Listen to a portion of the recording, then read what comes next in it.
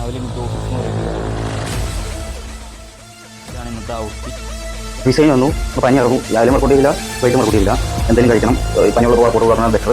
Design അച്ഛൻ്റെ ചുമയുണ്ട്. Design വീട്ടിൽ അത്യാവശ്യം ഇങ്ങനെ ഫ്രെയിംസ് ഒക്കെ എപ്പോഴും വയ്ക്കാറുണ്ട്. കല്യാണം കഴിഞ്ഞപ്പോൾ തന്നെ അടിച്ചാണ്, അതുകൊണ്ട് ഇപ്പോഴും ഉണ്ടായി, പിന്നെ അടിക്കില്ലെന്ന് തോന്നുന്നു അല്ലേ, അങ്ങനെ എല്ലാവരും പറയാറുണ്ട്. എൻ്റെ ഭാര്യ ഫുഡായിട്ട് വന്നിട്ടുണ്ട്, അതെന്താണെന്ന് നോക്കാം. നിങ്ങൾ തെറ്റിദ്ധരിക്കരുത്, ഇവള് ജോലിയുണ്ട്. ഇന്ന് വന്നപ്പോൾ ഞാൻ ജസ്റ്റ് എനിക്ക് പനി ആയതുകൊണ്ട് എടുത്തു തന്നെയാണ്, അല്ലെങ്കിൽ ഞാൻ തന്നെയാണ് എടുത്ത് കുടിക്കാറ്. ഒക്കെ പോണു. അപ്പൊ ഇത് ഞാൻ തന്നെ എടുത്ത് കുടിക്കും. ഇതിപ്പോ ചുക്ക് കാപ്പിയുണ്ട്, അതുപോലെ തന്നെ വട ഇരിപ്പുണ്ട്, പൈനാപ്പിൾ ഉണ്ട്.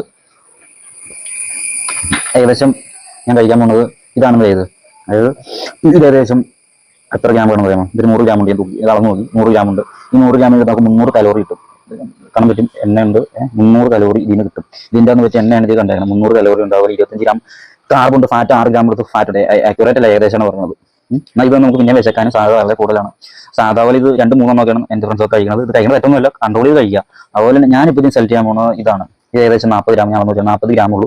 ഇത് ഒരു 20 കലോറി. ഇതൊരു 4-5 എണ്ണം എത്ര നിന്നാലാണ് ഇതിന്റെ കലോറി നിങ്ങൾ കണക്കൂട്ടി നോക്കും. അപ്പൊ അത്ര വന്നോളൂ. അപ്പൊ ഞാൻ ജസ്റ്റ് പറയുന്നുള്ളൂ. അപ്പൊ ഇതിന് അതുവരെ നമ്മൾ എവിടെ എന്ത് ചെയ്യും? നമുക്ക് ആ റെസ്റ്റോറന്റിൽ പോയി വളരെ ലൈറ്റ് ആയിട്ട് ഒരു ബിരിയാണിയും 5 പൊറോട്ട, ഒരു തന്തൂരി ചിക്കൻ കഴിക്കാന്ന്.